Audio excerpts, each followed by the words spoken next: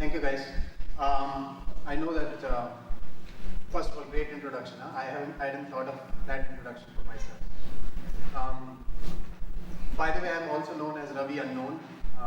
That's how I was registered in Endurance when I joined a few months back. That's just addition to what Sridhar just said. Okay, so let's start with a story.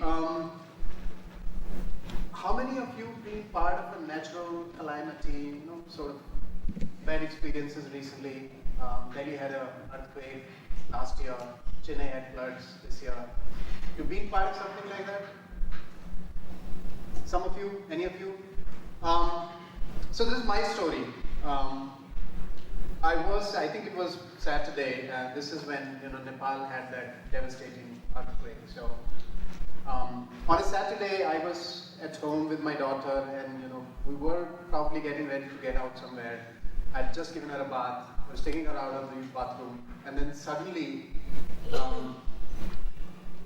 I see that everything in the house is moving. The fan is sort of going like a pendulum. And for a moment I thought, no, I was having hallucination or whatever. But then it became really intense.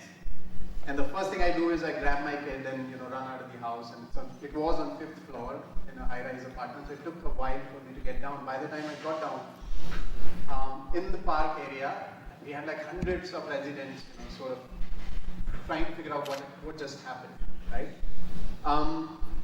But what was interesting when I got down there, that everybody was talking to someone, either on phone, trying to explain what is going on, or to each other, or calling somebody else that why didn't you get down? And the interesting things there were that they were not talking about facts. They were talking about stories. Somebody was explaining over phone to probably their relatives that I was in bathroom and then I noticed, and then I ran in the towel or whatever I could gather. And now that's not a fact, right? Fact would have been that at 12 p.m. I noticed a jerk, then I blah, and then I blah, right? But the person was actually talking in terms of stories, right? And that's how we all communicate. If you really notice, if you're talking to your friends, you're actually talking stories. If you're talking to your parents or anybody else, you're ever giving any information, you actually always talk in terms of stories. You never talk in terms of facts. That I reached this destination 12 p.m., then I attended first session, and then I did this, blah did this. You will always talk about the story in terms of either your good experience or bad experience. I liked it, did not like it, food was this, food was that, right? That's how we are. The fact is that there are all kinds of stories around us. Some are very, very inspirational, interesting, miraculous, and in this case, this is still the Nepal earthquake, right? The baby who was sort of saved. But then the similar story can be experienced in many ways, right? Like you experience everyday news, everyday information from anybody you talk to. You can get information visualization like this. I'm sure most of you have seen something like this. That what was the epicenter of the earthquake, what happened. So you can visually immediately understand the story. If I try and explain this to you in text or in verbiage, it's going to take longer and maybe it won't register. But then that's not just the only way. You can also look at statistics. And statistically, you can have a different story. So you consume the same information now differently. Now you're consuming the information by the number of deaths, by what got ruined, a 50-year-old building, a 400-year-old building just got destroyed, or whatever, right? So you're now, sort of absorbing the story in terms of numbers. How does this work in general when you're getting all this information? You're getting all this information by using technology in some context.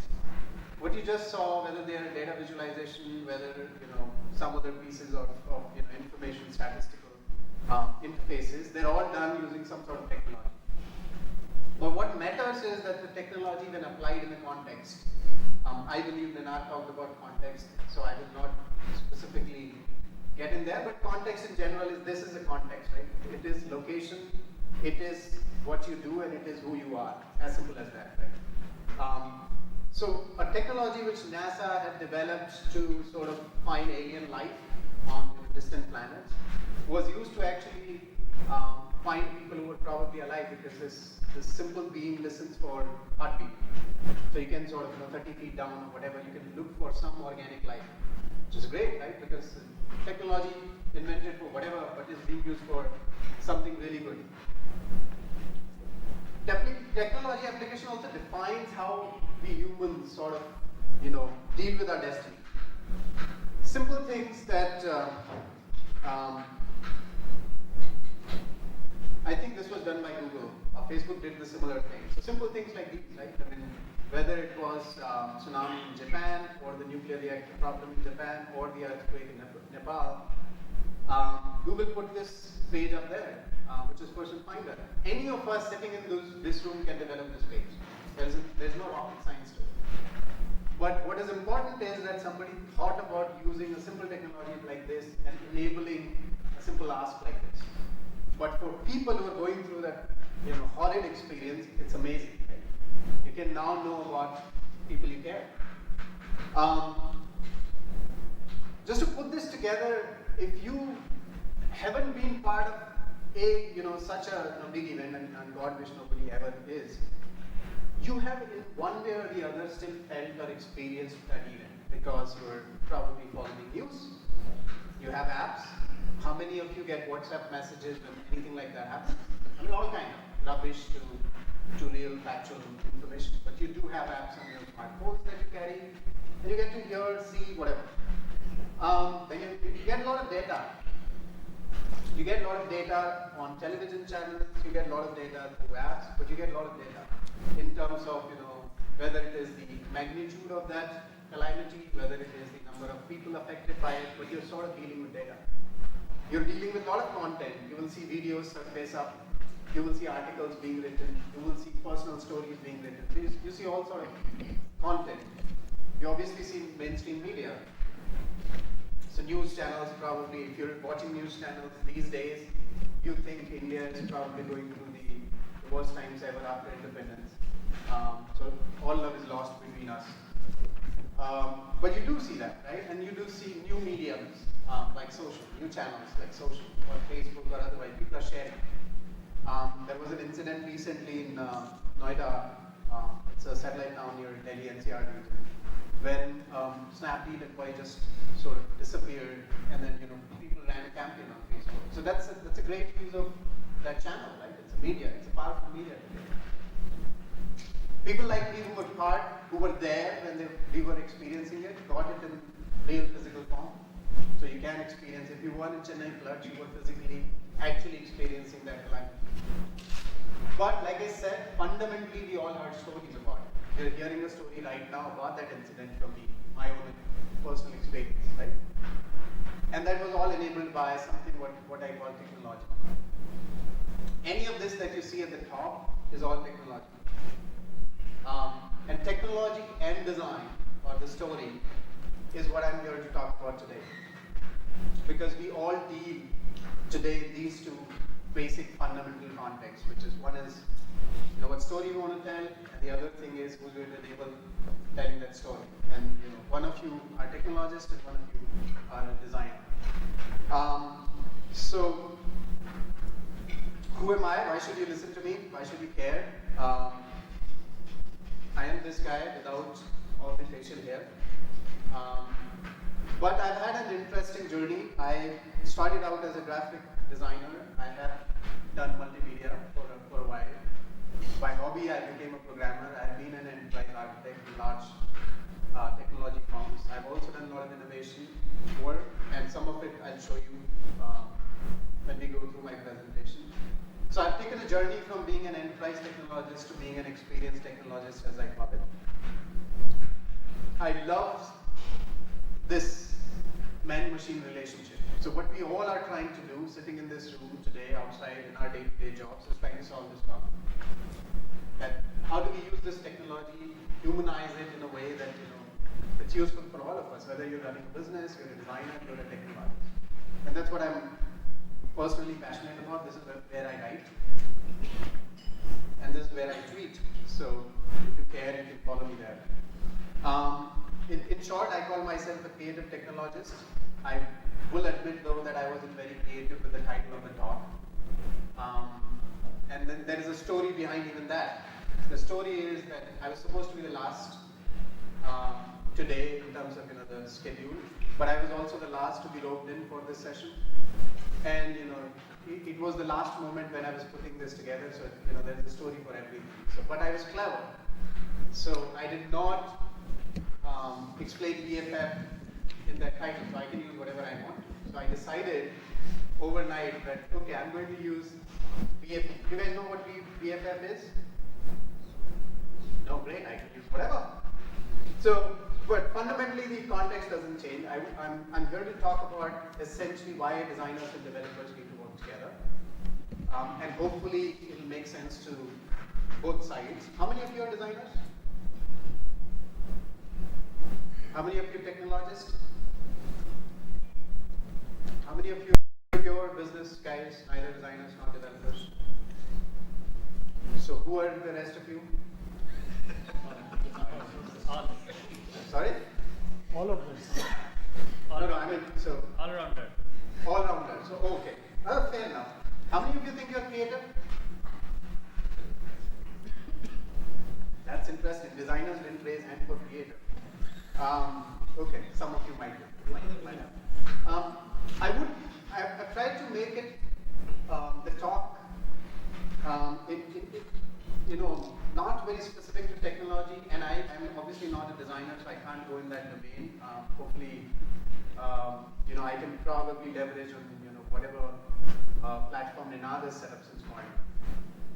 But this is a framework that I created when I think personally that I'm doing something for myself, as in for my customers, my clients. This is the framework that I created, and I follow this. If you find it valuable, you can use it. So essentially, it's the same thing. There are 3 pillars to whatever you want to do today. First one is experience, which comes from telling stories. Second one is technology, because that's obviously the times we live in. And third one is data. That sort of bridges the gap. So today we're not going to get into specifics of what experience is, what technology is, what data is, but another spin to how you could potentially look at doing anything that you're doing today. From my perspective, whether you're trying to sell a business to your potential customer, whether you're a designer and you're trying to do something, and whether you're a technologist and you don't know really why you use technology. So let's see how that goes. This is a principle that I follow when we're doing anything which is empathetic, natural experiences. There's a story of its own. It's on my blog if you really care about it. But the term in itself is pretty self-explanatory. So let's look at this, right? Since I introduced story system or story in the context of my own experience, designers tell stories. Agree? The designers who raise hand, you basically are trying to tell stories, right? And technologists are providing platforms on which those stories are to be told, whether in terms of mobile phone, hardware technologists, whether in terms of apps, software technology, or any other medium, social or what have you, right? So you basically have these 2 guys who are trying to, but have always been working together, but fundamentally they haven't. And this is the talk.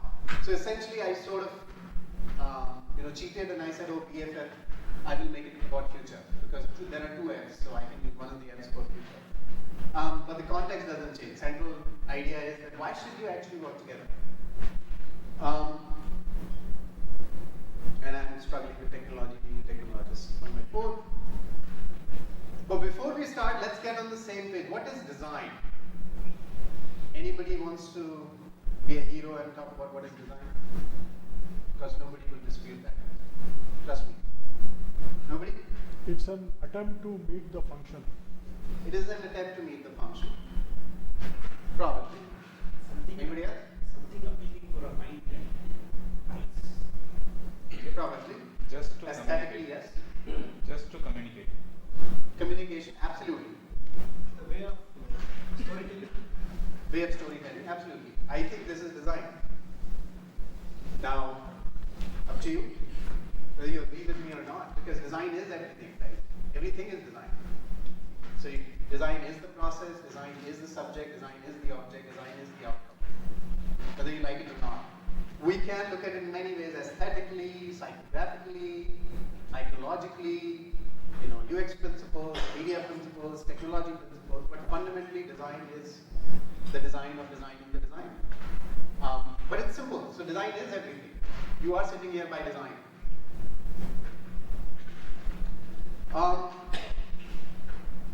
What is technology? Now that I've given away the design clue, what is technology? The technologist at least should explain. Any attempt is good attempt. Do we have goodies for people who answer? It's a tool. Fantastic. That's actually a great answer. It's a tool. Fire is a technology, wheel is a technology, ice is a technology. It depends how you use it. And each of these technologies, by the way, have had their own significance in human evolution, if you studied human evolution. But you can see, like a stone tool, was that a technology? It was a technology at that point in time. Right? Silicon is not the only technology. But we are made to believe that computers are the only way to look at technology. But you get the sense, right? So design is everything. Design is not a specific way to define something, and technology isn't a specific way to define something. This bottle is a technology to store your water.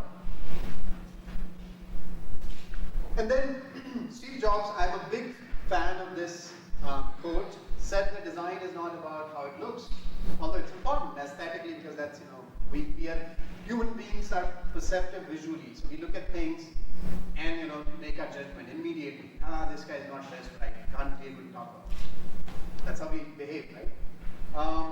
Design isn't how it looks, but it's actually about how it works. And that is one of the basic principles on which I'm trying to find solutions to a lot of problems, but currently in my job at Endurance, this is the basic principle that I have used to set up my team. I'm setting up a new team in Endurance, which is essentially about how do we build new organic products to grow our business. Well, what is the best way to do that? So I'm using actually this principle. It's phenomenal. But what it tells you is that you can't design something on paper, look at it and say, yeah, it's a good design. You also have to interact with the design to understand whether it will work the way you think it will work. WhatsApp is a great example. Many other apps, Uber, if you guys use, or Ola, which is a copy of Uber, they are great examples of how it works and not how it looks. There's hardly anything to look into, right? If you see traditionally, this is how designers would probably articulate their design or their outcome, right? Slick, awesome, beautiful, smooth. And this has got nothing to do with modern technologies. Okay, this has got nothing to do. today we've got, let's say, connected clients. Connected client is a stateful client, and I think in the previous talk, in context of Web 3.0, the gentleman was trying to explain to you, JavaScript does a lot of work today, but essentially what's happening in the front end is that you have connected client. You have fat client which stores the state and hence makes a lot of things slick because it doesn't go back to server to do a bunch of things, right? Which is what native apps on mobile phone do. So that's what slick is. Great is just a metaphor, right? Everybody thinks their work is great. Helpful, useful, desirable. Those are the terms that a designer uses to build things, and that's what you want. If you take the hat off of a technologist or a designer and become a consumer for a moment, you want all of this. Right? Don't you want yourself to be all of this? If you were to design, you would want to be awesome, right? I'm sure you are awesome. But then on the other side, we have our technologist friends, and I have no intentions being a technologist to put them in red spot. But that is what it is. Slick could be slow because the implementation could be bad. Great could be clunky because obviously design didn't architect it right. By the way, technologists also design, right? Their design are boxes. They're really boring. Buggy, confusing, complex. So you can have in one frame a lot of these good things which all of us want, but then on the other side, because your technologist friend will come work in parallel and can make everything that you thought was this, that, right? And that's what probably is the problem today. right? How many of you faced this kind of a problem? When you saw it on paper, it will be a great thing, but when it worked, performance, it was just slow. There were just too many bugs. We were just having a discussion outside with two of our reseller partners. It's like, there are so many bugs in your platform. I mean, that's the problem, right? I mean, somebody built it without really thinking what they're trying to do, right? Or maybe they thought about it, but it's a classic bug. But if you really look at the problem, if you look at the process of solving any problem, internet problems, designers and developers are the two faces of the same coin. You are starting with a point of view. One is on the left-hand side, the other is on the right-hand side.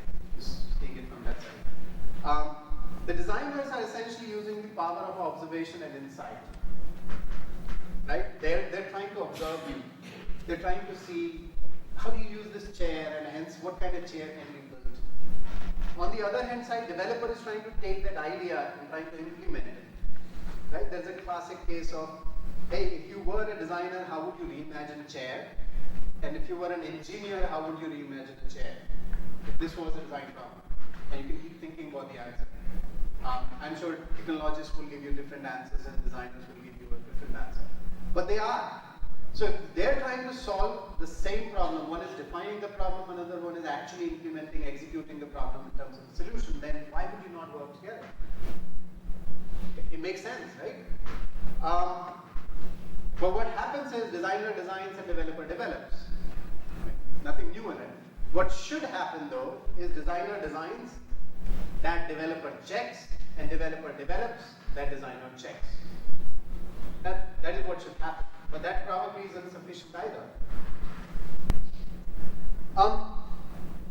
So designers are observing humans to develop a powerful understanding of the problem space that they're trying to solve the problem in.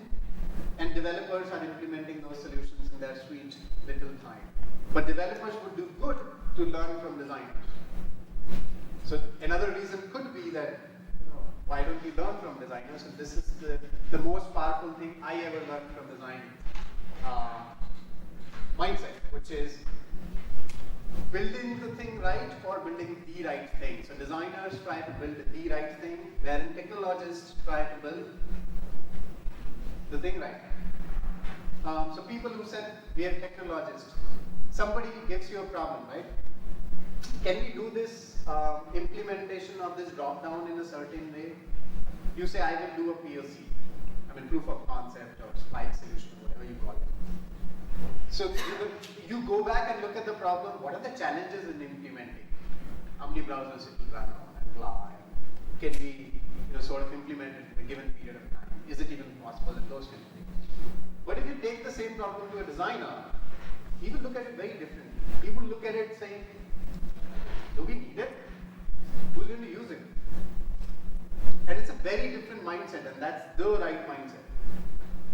And that's something each technologist probably should learn from the creative community or design community, because they really understand. They try and understand if the problem solution actually fits a specific need or not. Otherwise, I mean, we're all good. We can develop whether in JavaScript, Java, Python, whatever.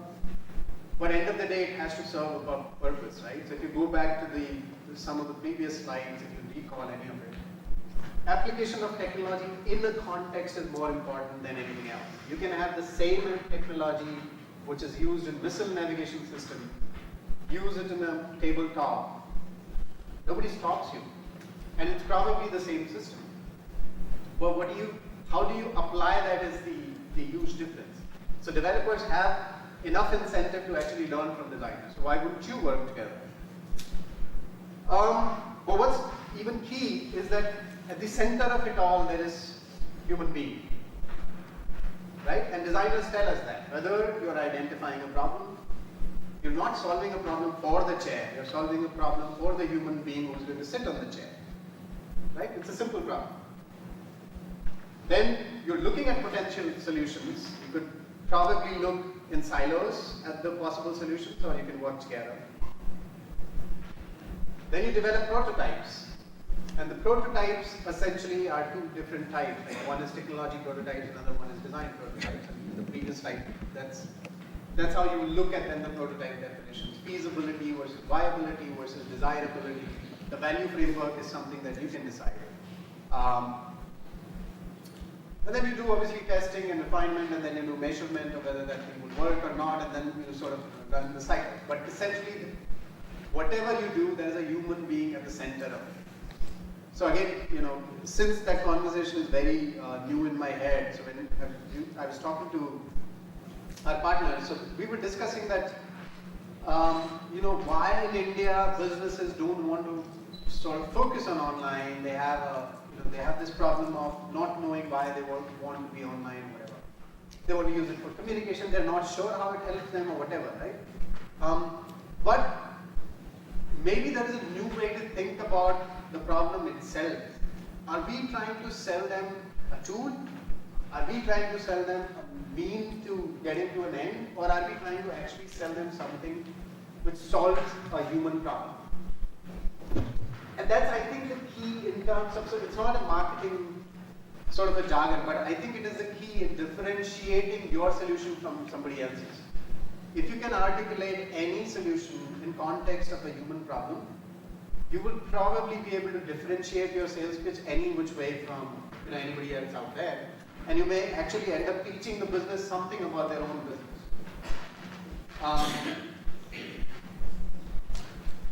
The other fundamental thing that we all could potentially learn and focus on is that we no more work for materialistic things. So any of you are familiar with experience economy? No? Okay, so different subject, but since it is contextual to this talk, and can somebody give me a sense on the time? I think I'm half the time, right? Yeah, so we are all, whether you like it or not, are in the business of building experiences. We're not in the business of building tools, we're not in the business of building websites, we're not in the business of building apps. We're in the business of telling stories. We are in the business of building experiences, right? What does that mean? What that means is this. So listen to this. Do you feel that we now, in the 21st century, we take technology for granted? Well, yeah, because now we live in an amazing, amazing world, and it's wasted on the crappiest generation of just spoiled idiots that don't care, because this is what people are like now. They got their phone, and they're like, it won't. Give it a second. It's going to space. Can you give it a second to get back from space? Is the speed of light too slow for you? Yeah.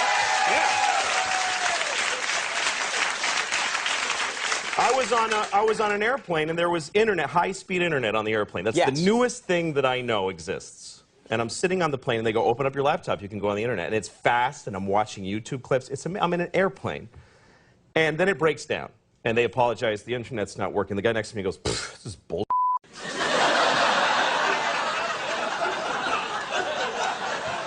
Like, how quickly the world owes him something he knew existed only 10 seconds ago. Right.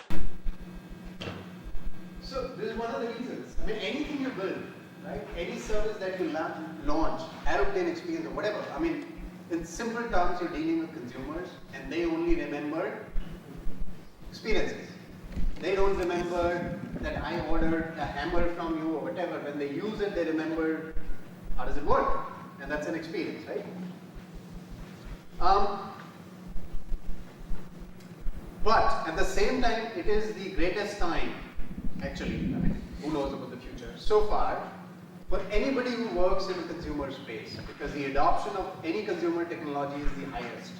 So if you see the extreme right, that's almost a perpendicular line over, something that was invented, let's say, in 1940s, whether it was electricity, telephone, TV, etc. It took decades for these technologies to become mainstream.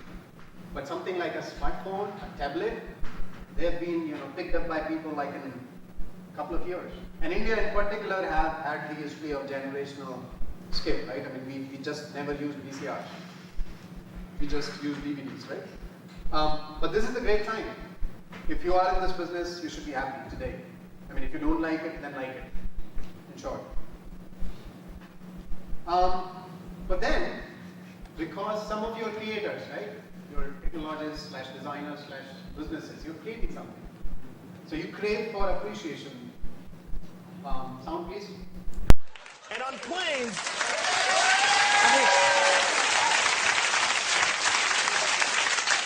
flying is the worst one because people come back from flights and they tell you their story. And it's like a horror story. They act like their flight was like a cattle car in the 40s in Germany. That's how bad they make it sound. Right. They're like, it was the worst day of my life. First of all, we didn't board for 20 minutes. Right. And then we get on the plane and they made us sit there on the runway for 40 minutes. We had to sit there. Oh, really? What happened next? Did you fly through the air incredibly like a bird? Did you partake in the miracle of human flight, you non-contributing zero, that you got to fly? You're flying! It's amazing. Everybody on every plane should just constantly be going, oh my God! Wow! Yes. You're flying. You're sitting in a chair in the sky. Yes. Yeah. Yeah. That's right. So all of you who create something, you think that you've done that, right? I mean, your customers should just basically come and kiss you all over the place. Let's not go specific. But that's what it is. Creators crave for appreciation. I mean, I've done this for you. Can you really appreciate it? Well, then, consumers have a different perspective on it because they only remember experiences. Who are these creators? You are the creator. Put together designers and developers, neither designer in itself, a complete creator, it's not a developer.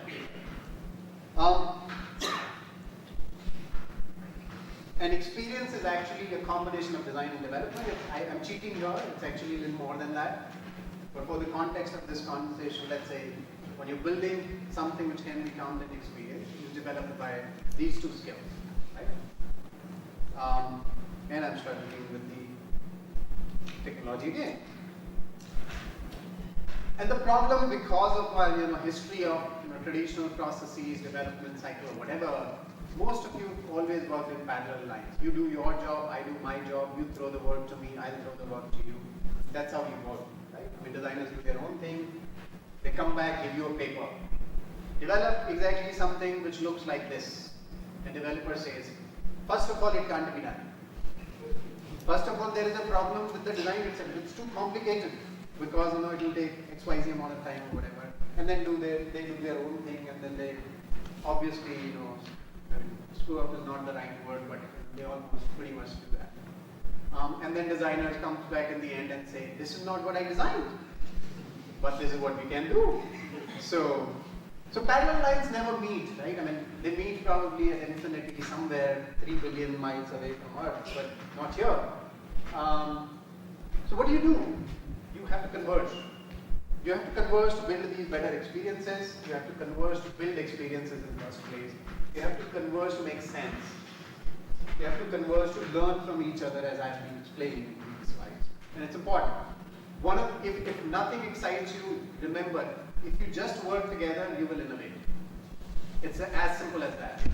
If you follow MIT Media Lab, I'm a big fan. The only thing they do is put different people with different skills together. It's called art of anti-discipline. And they create amazing things. That's all matters. So if nothing else, you will do something else. You will create some magic, which will be innovation. I mean, anything which is different is innovation, right?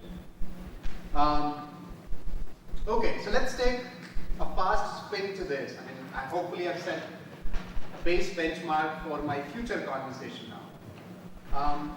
Since we talked about experience, I will in 2 minutes sort of land it again on you. If you were to ask, let's say you're a business, let's develop a new clock.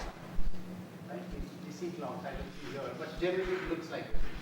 I mean, for ages, the clock dials always look like this, right? I mean, even take some squares, circles, whatever. But this is the most common one, and you sort of remember this. So if you were to reinvent this in your head, What would you think a clock should look like? What should it be in context of building something which is experience? What would you build? Sorry? Show the time in terms of digits. It should speak. That exists. Is that an experience? It should speak.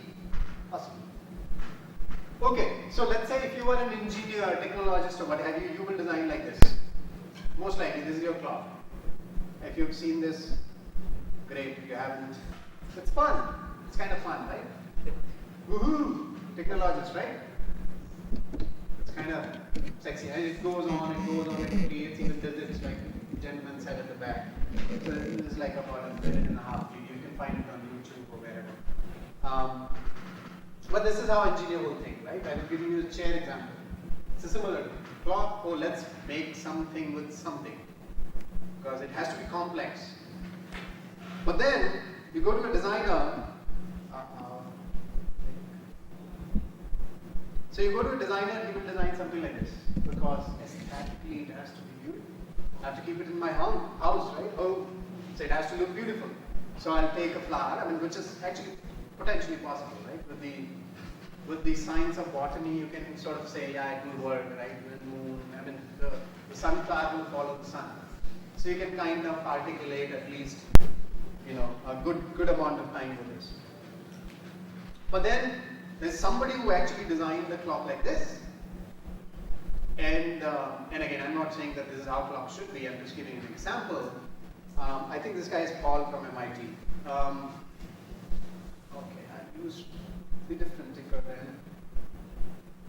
So basically, what this is that in the glasses you have essentially aroma, oil aroma. You have the convex lens, so the sunlight sort of concentrates on the aroma, creates vapors, and creates smell, right? Smell is a great sense. Human beings have senses, so you will be able to sense the time without looking at the clock. You don't need to know. Every hour there will be a different sense, right? So you can sort of tell 9 a.m., oh, I smell rose. Or 9 p.m., whatever other smell there is. But the point is, this is experience because technology isn't just silicon, like we are believed to be. Experience isn't terminal, which we are believed to be terminal is the screen. Okay? So when you see experience, you only think about screen, which is a bad idea because some businesses don't need the screen, they need something else, and technology can help with that, right? And a definition quickly is a human experience is essentially a combination of one or two more senses, right? It could be touch, it could be visual, it could be voice, like the gentleman said here. But if you were working together as designers and developers, you need to understand each other's development architecture. So this is a model you could potentially follow. Interesting model. Technologists who identify with this layer diagram? Technologists who raised their hands? So platform could be anything. WordPress is a platform, for example. Service again is something that you use over internet, right? Web service, API, or whatever you learn to call it. Interaction is when you click on buttons on a web page, right? That's an interaction. And engagement is when you're doing all of this, is your customer sort of engaged with that site or not, right? Like we were talking, so service would be, I download the list of domains that I have booked. That's a service, right? But if you were a designer, how would you create a parallel architecture? You will create a parallel architecture. Service is a service design. Okay? Service design means very different from the service and technology side. Service design means the problem and how do you solve it. I want to order a towel. That's a service. Now you design it. You design it probably using a mobile app. Order a towel. That's a service design. Right? Interaction. Now you design the interaction, which is that I'm interacting by reading something, I'm interacting by touching something, I'm interacting by talking to it. And story is what engages people. What story are you telling them? So if you put these two architectures together, you can probably form finally one common architecture and then work together. Right? Possible solution. It's the same thing that I sort of articulated differently. Story is how does it make you feel, interaction is how do I use it, and service is what do I do with it. So if I have a website I've created for you, what do I do with it? But how do I use it? Can I use that website easily? Or in the first place, how does it make me feel? Whether aesthetically or just by the fact that I have to scroll or don't have to scroll or whatever. The last thing is that building an interface could be visible, invisible. Right now we're interfacing through voice. Right? Is the closest thing you will ever develop to build an experience. And all of you actually in some way or the other developing interfaces. If you develop websites, you are developing interfaces. Right? So you actually have a lot of power in that sense that you can create interfaces. And interfaces are the closest thing possible to building experiences. And if experiences is what differentiates you and sells to human beings, then you probably have the big, you are the most powerful probably entity, right, that exists. I've already talked about it, so I'll skip this, but I'll give you another example of just, internalizing this thing. If you were to redesign Bangalore, rebuild Bangalore. If all of you are from Bangalore? Yeah? So, there are problems. So what are the problems? What would you do? What would you change?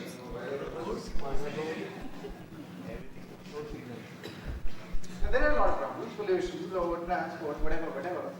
But how would you fix it? That's the question. Better road, how? Better waste management, how? How would you do it? The proper planning of things. Proper planning, which comes in the context of design. So you start designing the solutions, right? How do you plan them? But there are ways. Mostly, you would always think of technology as part of the solution. Mostly. Obviously, you will design, plan, whatever, but you will always think, can I have smart this? Can the dustbins be smart? Can it tell where to drop things? Can I find the dustbins on my phone so that I can go and drop the waste there? But you will think about it, whether it is education, whether it is transportation, and if you're familiar with Singapore as a city, they do all of this. So you're essentially looking at technology as part of your everyday experiences. So I'm emphasizing on experiences over and over again, because if you were doing anything today as a job, as a business, as something that earns you your bread, you really need to understand why do you do that and what does it do for others. Fundamentally, what it does for others is actually solves a problem which provides better experience to their day-to-day sort of pain points, needs, or what have you, right?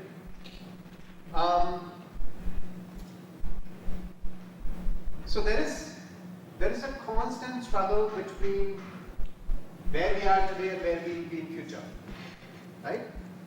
That constant struggle is that in past we were simple web, in between we became web and mobile. In future, will we be mobile only, like everybody believes that we will be? If the answer was as simple as this, like linearly, yeah, we can predict everything will be mobile, it will be great, right? But generally it doesn't work that way. It has never worked that way, right? I mean, when you had TV, nobody thought about internet. When you had internet, nobody thought about mobile or whatever. But you always need to think exponentially. And together, as a designer and a technology team, actually you can. So this is where I think I can plug in my future bit. We have 10 minutes. Sound. Inakadate. A village famous for rice was struggling with an aging and declining population along with drop in sales, since Japanese eating habits have shifted away from rice toward a more westernized food. Nevertheless, the village's main income source remains rice, so a new project was launched to save the village by shining a new light on its rice production. Rice Gold. By planting different colors of rice, we created huge art pictures in our rice field.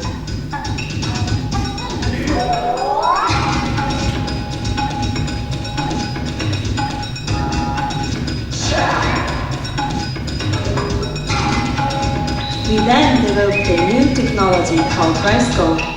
It reused the rice out like a QR code and drives traffic to EC sites. The rice harvested there would home delivered directly. It was acceptable to the visitors because Japanese consumers use QR code daily. Rice code transformed a scene that people naturally want to photograph into a brand new selling place. Purchases can also be made from posters or images shared on Facebook. This new project was mentioned and shared on many blogs and news sites. As a result, visitors increased 30 times the population of the village and sales jumped dramatically. The power of rice revitalized the village again. This movement even moved the government to build a special train station for the visitors. Feel, the oldest outgrowth created is now the new. So, I mean, if any message that you can take away, one is that technology isn't about silicon. Obviously, you can use rice itself and go do great stuff. But even for that, they needed technology to sort of bring the 360-degree experience together. Because a mobile phone, simple app, same thing. So, when you're thinking about all these presence questions, identity questions, solving problem questions, that's what you got to think. And if you want to solve life design issues, if you want to really go out and solve those challenges, you have to work together. Neither the designer alone can solve that problem, nor the technologist. It is just impossible. But together, they will probably solve this, and that's how, forgetting the name of the agency, they solved it. But I think what is important is that together, which is creative technology, can actually design future of human society. So today, you're thinking that, we're going to work together because the design has to exactly look like, how it was marked out or whatever. But it's bigger, and as long as you can think about the purpose of what you're doing today, and if you can think bigger, you can actually solve real problems. You will probably have. You can actually. You have the power to actually contribute to this human society in a much more definitive way than you think today. So I didn't think I'll have time to cover most of it, but I'll cover two things with this and leave you with a video. So think about this, right? Forget for a moment that you run business, you're a technologist, you're a designer. Just think of yourself as a consumer, a citizen of this country, India. Right? What are our challenges? I've taken a couple of them because government has sort of emphasized on these things. We are talking about the basic right to education. Every child should get education, right? It's a fundamental, phenomenal need of human society. But what are the challenges with it? The challenges with it is infrastructure in the first place. Do we have schools? Do we have classrooms? If we have classrooms, can we provide them modern education today? Where are the teachers? Who's going to teach them? More importantly, what about kids who also do other things so they can't be regular to classes, right? They'll come when they can come. So we call them Balwadi programs in North at least. So how do you solve such a problem? Can you solve such a problem? You can solve this problem when you work together as designers and developers. So one of the ways we solve this problem, actually this is a prototype of a similar problem solution, one of the innovation lab that I created. If it works in a minute. Sound? Who's better at sound? So he's asking a question to nobody. Who's Barack Obama? And the computer is going to answer. For some reason the background music is louder than these. But essentially, if you see this, you've solved the problem. You've solved the problem of you can ask a question to anyone and anybody can answer because internet can connect the two beams. In this case, actually, the answer came from Wolfram Alpha, so it's kind of easy. And you can ask mathematical questions, you can ask chemistry questions if you don't know Wolfram Alpha. It's a knowledge engine of the world or of the globe or whatever, right? And we've just used technology to put it together. But what it also proves is that, like I was talking about what the future looks like, exponentially mobility means disappearability. So, today it's mobile, tomorrow it'll be something else. What are the other problems? Government wants financial institutions to read as they sort of spend 5 years learning various kind of technology. But if you were also a designer and you work together, you could potentially create a new kind of a system which will learn the consumer and not the other way around. Right? And that is the power you have when you work together. So, again, if you have sound, great, otherwise you can.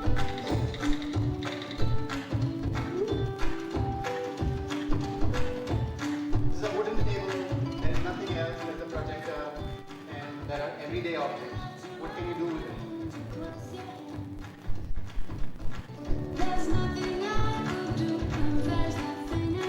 Now that's a website, by the way, in classic terms. Huh? It's a browser that's opening a map. You're using everyday objects, which is like a mouse click, because you're generating events. You will put in a coffee mug, which means you want to click on I want to find coffee, but instead of saying that, computer is finding that. There's a difference.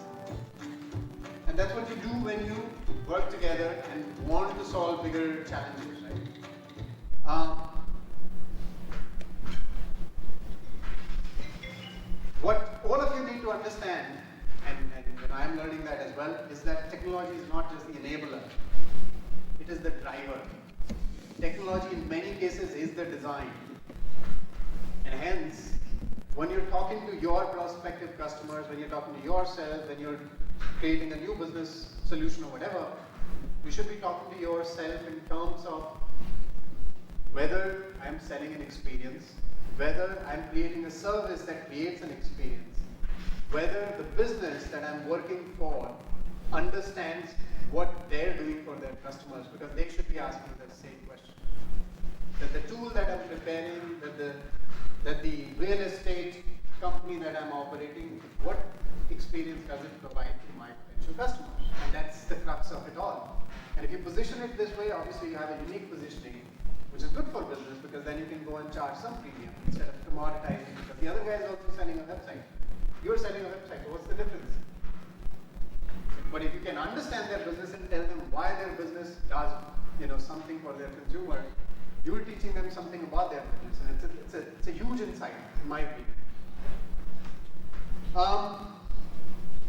What I want to do when I leave, so that Sridhar has some catching up to do,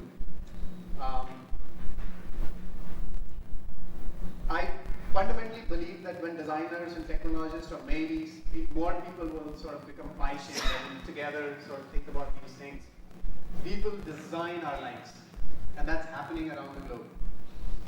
In small forms, whether we have the women empowering apps or safety apps, small ways we are changing lives, or we're using larger than life scenarios wherein somebody's wired up the entire city, like Singapore, and is running the transport. But we're designing our lives. And so each one of you sitting in this room actually have all of that power, because you can, right? Design it. So watch this video, and this is the end, and then you can ask me questions.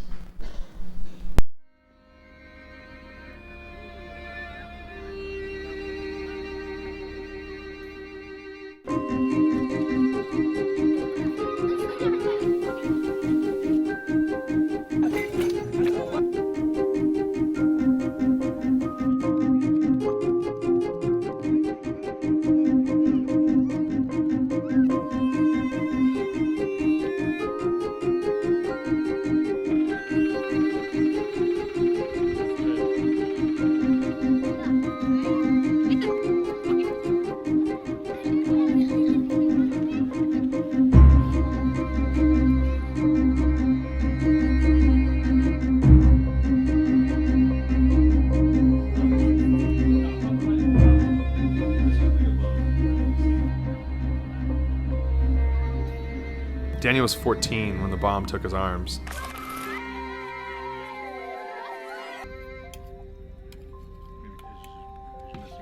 I read the article about him and had to help.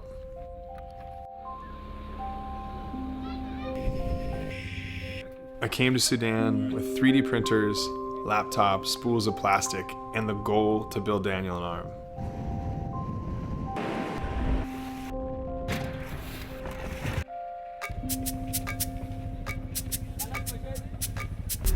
You ready?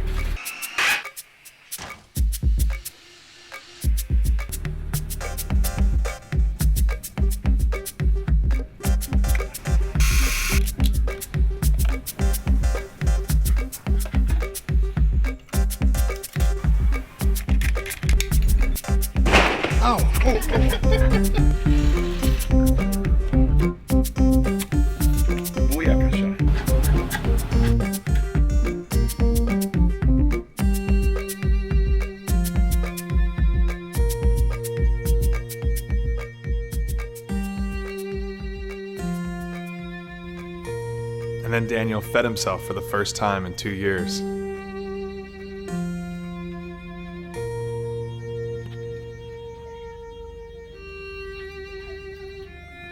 But it's never about just one person. You just double click. So this is the hand, 90 degrees.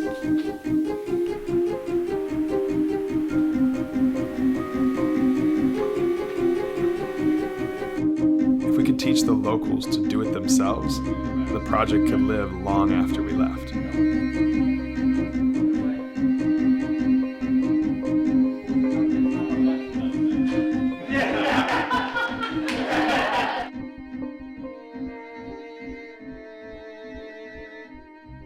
And it did.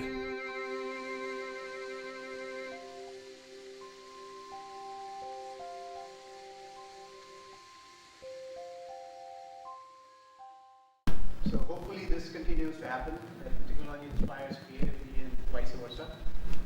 And we'll be the winners. So work together and thanks.